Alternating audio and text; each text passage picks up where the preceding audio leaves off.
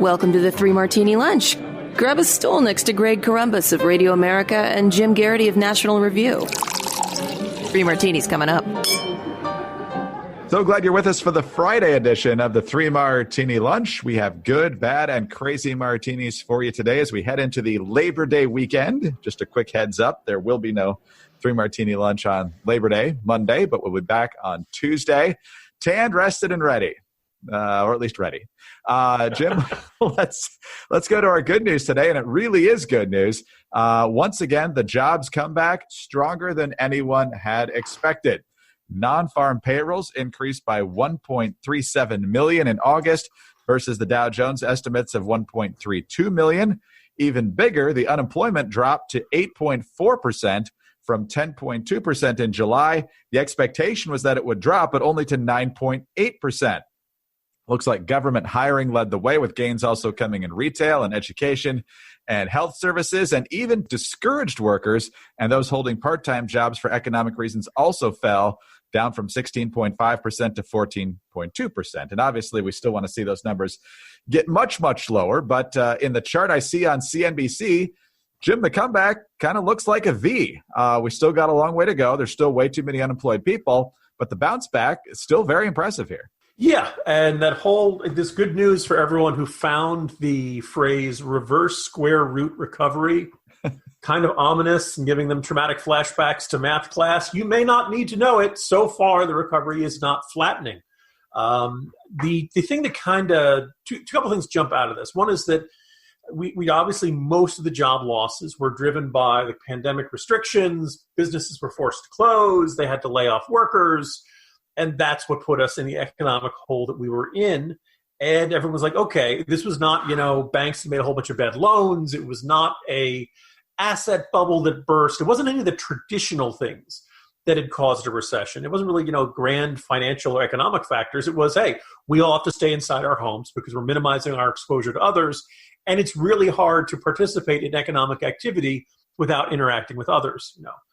Deliveries from Amazon can only take you so far. So, as gradually the various lockdowns and quarantine restrictions started getting lifted, we knew that some jobs were going to come back. I think the nagging fear was the idea that you'd get the low-hanging fruit back first, and then that there'd be a couple places where you just wouldn't see job growth would rebound for a while and then stall. And like I said, you'd have that flatlining, creating that reverse square root appearance in the numbers. One of the things that kind of comes to mind is the cruise industry is not going to come back anytime soon. Airlines are probably not coming back to anything like pre-pandemic levels. With that, a lot of the travel and tourism, although lots of Americans did get into the car and end up going to the beach for stretches of the summer. The general sense was, okay, we know there are certain things where they're just not going to be back to their regular levels until there's a vaccine and people are no longer afraid of the virus. But how much of the rest of the economy could Americans see getting a rebound? And it's a really nice number that we're not seeing this slowing down. And I think one of the things kind of jumping is, when you go from 10.2 to 8.4 in 1 month, that's almost 2 points. That's a sizable reduction. And two kind of really useful indicators. One is this observation from Frank Luntz, who noted August 2012, Obama is running for re-election, and the unemployment rate then was 8.1. So we're only 0.3 of a percentage point higher than the equivalent point in 2012. Listeners remember that Obama won re-election. Obama won in part because people believed the economy was well on the road to recovery and that he was doing a good job on this front. I think if you're the Democrats, if you're the Biden campaign, you have to wonder whether you can continue to attack Trump on the economy the way you have. Because first, again, I don't think most Americans think it's his fault. Obviously, he didn't make the coronavirus. You can argue about how he's handled it. There's a lot of legitimate beefs there, but it's not like this. It's not like he saw this coming. It's not like the world saw this coming. And this is the issue. It's not necessarily a reflection of bad government economic policies that have caused these problems. And the second thing is, at some point, when you go from 14.1, was it in April, to 8.4 in a matter of 5 months, all of a sudden, does it not seem so bad? Do people's sense of economic optimism start kind of rejuvenating? Do they see more signs indicating hiring? Do they know fewer people who have lost a job and can't find one? I don't know if 8.4% is enough to get you there. Maybe we need 1 or 2 more months to to really see a surge. But you know what? First Friday in October, we're going to know what the numbers for September are. That probably, I believe that's the last jobs report before the election. November election is November 3rd, right? Yes. Right. So by the way, not giving anybody false information. Don't wait till the second Tuesday in November. vote that first Tuesday, or vote earlier. In fact, I believe in mid-September in a bunch of states you can start voting early. But this is pretty. Look, you would rather have not had this enormous economic cataclysm in the first part of the year. But the rebound we're enjoying is going to be pretty close to what the Trump administration would want to see. And I think it makes it a little bit tougher for, the Biden campaign to accurately claim, oh, look, Trump has gotten us into an economic pit that's going to take a really long time to dig out of. Jim, I remember pretty clearly, I'm sure you do too, the dancing on the ceiling that the Obama campaign was doing after the September jobs report came out in 2012, because it dropped from 8.1 to 7.8. They had kind of set up this expectation that if they could get it below 8%, all was right with the world. And so when it dropped that 0.3%, it really fed into the narrative that things were on the rebound. Obviously, we've seen long-term that it's one of the slowest rebounds from a severe economic downturn that we've had in American history.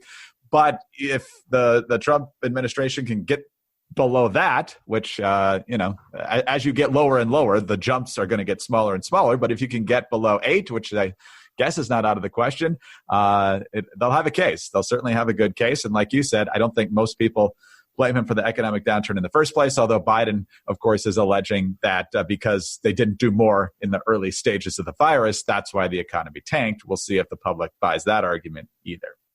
Greg, I'm old enough, and you are too, to remember green shoots. Green shoots. Recovery summer of 2009, 2010. Oh, my God. Yeah, the idea that, these first little inklings of job creation early in the Obama administration, I think it was Tim Geithner, compared to those first crocuses in spring. It was a long, slow period to get back to pre-recession hiring levels. Jim, let's talk about our bad martini now. And this has a lot of different layers to it. This is about the Atlantic story, which alleges that President Trump ultimately refused to go to the commemoration, the 100th anniversary of the end of World War I commemoration at the Aisne-Marne cemetery in France. According to sources within the story, he didn't want to make the trip. Not only was the weather bad, but he said, allegedly, that those buried there were suckers and losers. And so that, of course, is making anybody who doesn't like Trump and possibly some others horrified that he would allegedly say something like that about service members of this country who have given the last full measure of devotion. And of course, he did say, we have him on camera back in 2015 talking about how he didn't consider John McCain a hero because he preferred heroes who didn't get captured. And maybe that's feeding into those who are believing this. But there's also problems with this story. There's a problem, as you mentioned, in the Morning Jolt today, that the Atlantic claims that Trump also didn't want wounded vets or vets who had had amputations near him because people don't want to see that.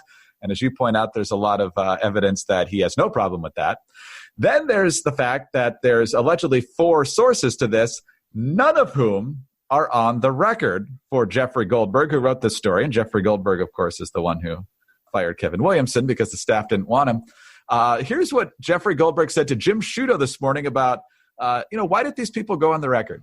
I'm curious why these people didn't want to go on the record. We're 2 months from an election, and these are horrible insults to service members. Did they explain their thinking as to why they wouldn't put their names to these accounts? Well, like you, when you're faced with the same situation, you always ask for people to go on the record. Sure. And then ultimately you have to make it when they don't want to go. And we've both experienced why people don't want to go. They don't want to be inundated with angry tweets and all the rest. I think another question could be, Jim, why did you publish this with nobody on the record? But what do you make of all of this, including Jeffrey Goldberg saying, oh, these people didn't want to go on the record because they're afraid of mean tweets? Yeah, I don't quite get it, because on the one hand, if you feel like this is important enough to communicate to the American public, and you've been there, first of all, if you hear the president say, I don't get it, I don't understand why these people would do this and make these sacrifices for their country, if he really does all those things, I'm kind of surprised nobody resigned on the spot. And I don't quite understand why you'd be if it really, maybe I'm over exaggerating the how much people want White House jobs. But I just, first of all, there are this many people and Trump is saying these things. I'm surprised no one's rebuking him. Mr. President, how can you say that? How can you not understand why these people did this? Or how can you call them losers? How can you, that's the first thing, which is a little strange. The fact that these are all several years old and describe incidents from several years ago just kind of makes me wonder, has Goldberg been sitting on these stories for a while and wanted to save them for the campaign period? It's a little bit strange. The third thing is the idea that, I'm going to tell the country about it. I'm going to tell it to Jeffrey Goldberg, but I'm not going to put my name on it because I don't want the president to tweet mean things about me. I'm sorry, I don't buy that. I don't understand that reasoning there. That doesn't make any sense.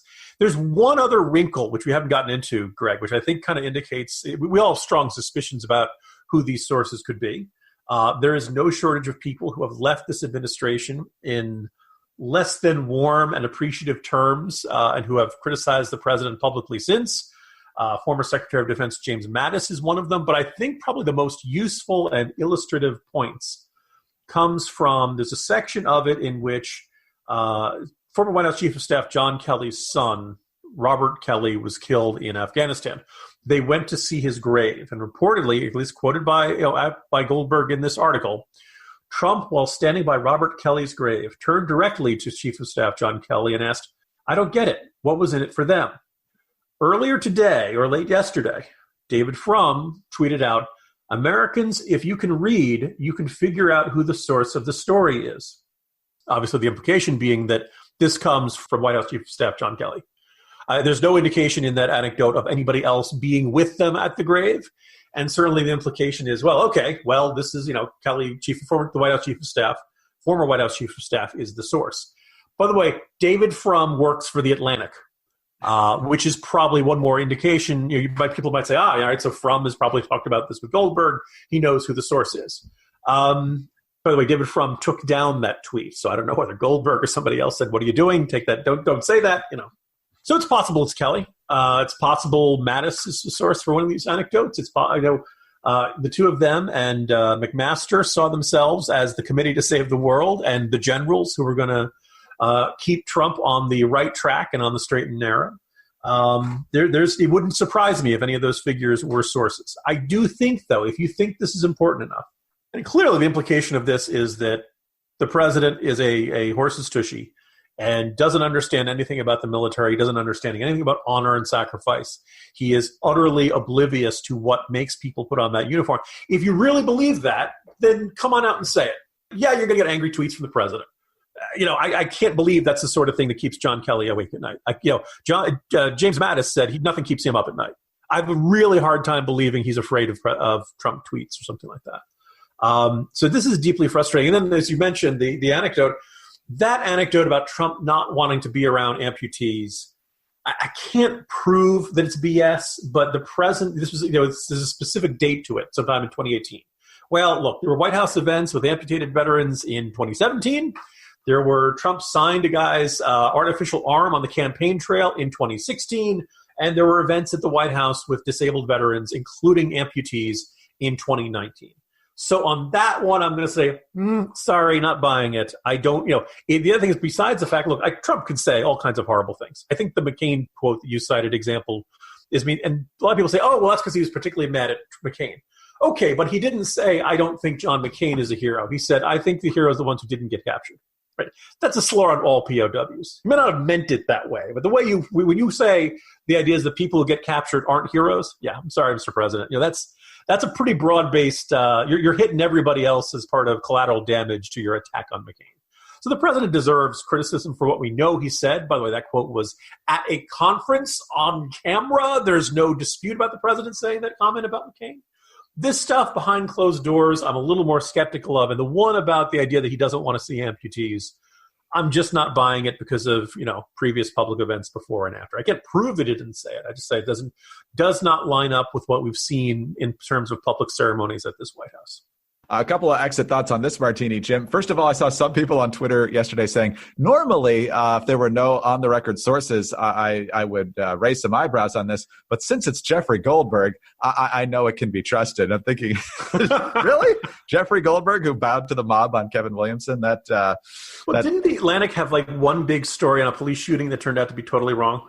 I can't remember. Wouldn't surprise me. Surprise me. And the other thing that a lot of Trump supporters are pointing out today is that John Bolton talked about the French cemetery change of plans in his book, which was obviously an anti-Trump project from beginning to end. And he did not mention anything about Trump saying those things. He said it was a weather issue and small country roads would be hard to get him back to Paris or whatever in case of an emergency. And so ultimately in the bad weather, that was the decision made since they couldn't fly Marine One. So is that an effective counter, or is that just the effort to defend the president? It's another item or two to put on the pile of counter evidence. I think, look, we've all seen Trump say really obnoxious things. We've all seen Trump say things where you can't believe it, where he seems unbelievably tone deaf, where he seems just disrespectful to everything that has come by, who just doesn't recognize the importance of his role of the presidency and his the kind of reverence that I think is required for anybody who puts on the uniform and who is willing to, risk their lives and in some cases make that ultimate sacrifice for their country. The general gist, I can't point to Trump's sterling character and say, oh, he would never say that. But some of these specific examples it was interesting. Somebody said they sound like something a screenwriter would say. And the more Trump sounds like a villain in an Aaron Sorkin production, the more I think either Trump didn't say it exactly that way, and this is how somebody's choosing to remember it, or maybe somebody's using a little bit of exaggeration or something like that. It's this sort of thing where if all four sources of Goldberg's came out and said, yep, this is me, I'm Kelly, and I say this is what he said, well, all right, you got there's somebody putting their reputation on the line, right? We've seen so many cases of anonymous sources claims not panning out that you can't begrudge people for being more skeptical of it. And I think, honestly, if this is the sort of thing that upsets you, Trump has said enough things on the record, on camera, that ought to probably be sufficient to indict him in your mind. So, and by the way, it did not help, by the way, that Trump said that I never called John a loser. And of course, there's many times on video where he's called John McCain a loser. So frustrating all around. I think people's viewpoints of Trump are pretty much locked in. And maybe it's a good parallel to our third martini here, Greg. Yes. Crazy comments. On the record for sure here in our crazy martini. Joe Biden was in Kenosha, Wisconsin on Thursday, just a couple of days after President Trump went there. He had an event that was open to cameras at a church there in Kenosha. Perhaps for me, one of the more cringeworthy moments was when Joe Biden was going on and on about something and then said, I better stop or they're going to shoot me, which, given the circumstances in Kenosha was typical for Biden's tone deafness. But here's the moment we're going to focus on here. Biden was talking about how he thinks this rising young adult generation, so even after the millennials, Gen Z, I guess, he says they're the least racist generation that we've had. And the proof is TV commercials. And by the way, the main reason why I'm optimistic, because of your generation, black, white, Hispanic, and Asian American. Did you ever think you'd turn on a TV? You're much younger than I am, but you're a little older than she is. Did you ever think you'd turn on the TV and roughly 2 out of 3 ads would be biracial couples selling a product? That never would have happened in the 50s, 60s, 70s, 80s, 90s. So there you go, Jim. America is improving, and this generation, somehow he believes this generation is the one that's going to really turn America around because a lot of biracial couples are selling products on TV. And as you point out, this fits a pattern with Joe Biden. Yeah. So first of all, yes, what he's saying is accurate. You no doubt see more biracial couples in advertising. It is no longer unusual. It is no longer the sort of thing that generates comments or much of a public reaction one way or the other. And that's probably not the case 20 years ago, 40 years ago, 60 years ago, or even 80 years ago when Joe Biden was first elected to the Senate. Okay, I exaggerate slightly. It was only, he was, 72, right? So, Yep. So, 48 years or so. Anyway, and so there are a lot of times Biden will say things like this, where you presumably doesn't have any animosity or something like that, but there's a certain tone deafness to it. There's a certain cringe-inducing ceremony, the Dad, we don't call them Orientals anymore, kind of sentiment you get. And, this idea that, Biden's like, God, can you believe all the biracial couples on TV these days? Yeah, we get it, Vice President. It's kind of cringe-inducing. And this is not a one-off. I have a corner post that will be up shortly. And there are a bunch of times, whether it's, calling Obama the first mainstream African-American who's articulate and bright and clean and nice-looking, going to put you all back in chains, those Shylocks, poor kids are just as bright and talented as white kids, you ain't black. We all probably have some favorite Joe Biden gaffe, and at least half of them have some uncomfortable shifting in your seat racial component to them. One of the things actually I'm going to step back and kind of contemplate here. You probably remember you cannot go to a 7-Eleven or a Dunkin' Donuts unless you have a slight Indian accent. I'm not joking.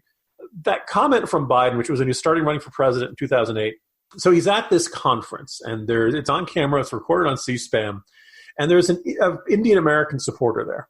And the Indian American supporter just basically greets him. He barely says a word or two. And Biden starts blurting out how he has so much support amongst the Indian American community, and he makes this comment involving the stereotypes about Indians running 7-Elevens and Dunkin' Donuts. It's just kind of, there's a really bad word I want to use, so I'm just going to say jerkish.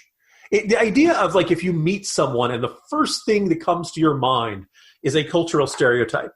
It's not necessarily evil, but it's just crass. It's just insensitive. It just is, you're just a jerk if you do this. And the idea that Joe Biden has gotten this consistent pass on being a jerk so many times in his career is really kind of infuriating. I just think it's kind of really intriguing in light of the current phenomenon of everyone trying to be woke and social justice warriors and cancel culture. Now, we know that these folks generally were not Biden supporters in this Democratic primary. They were generally on the Bernie Sanders bandwagon.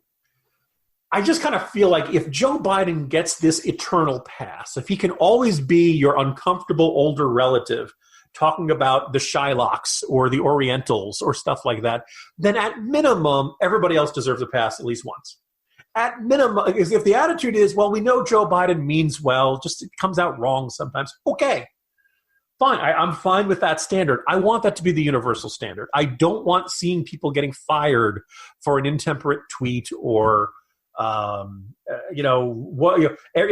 Biden is allowed to serve as president of the United States, having said all this kind of stuff, then I think the average computer programmer or pizza shop owner or everybody else should get a pass because we all say things we regret.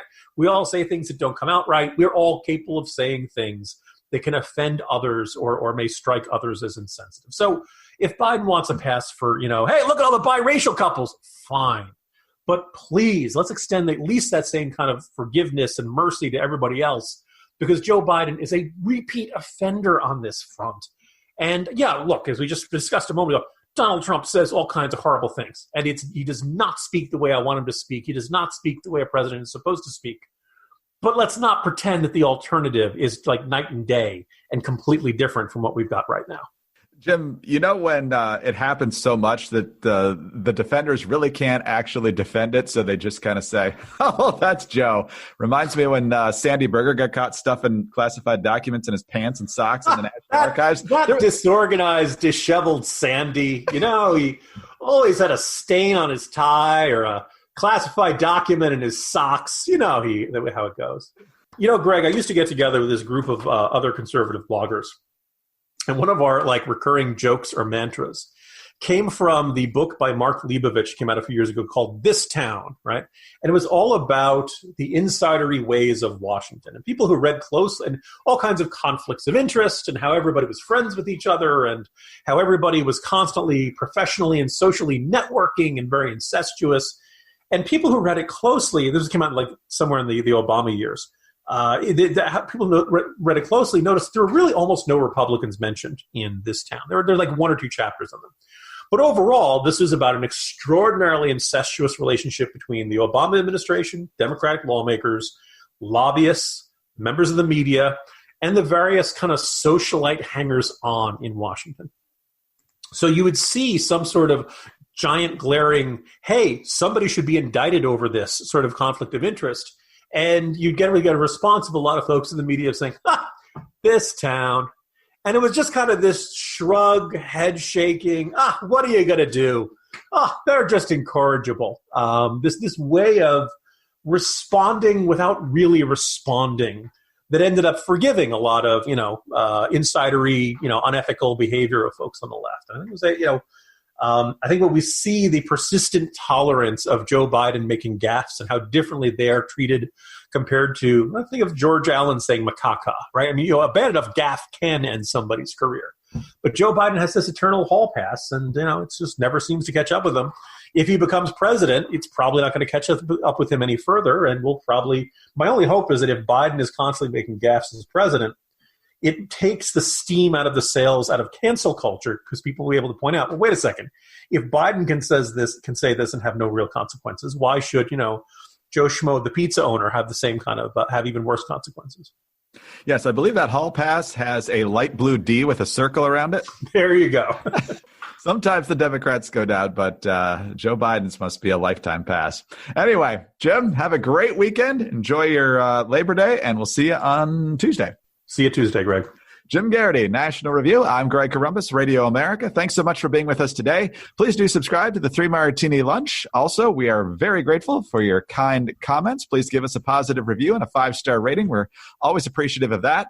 Remember, you can get us on those home devices. All you have to say is play 3 Martini Lunch podcast, and we'll see you Tuesday for the next 3 Martini Lunch.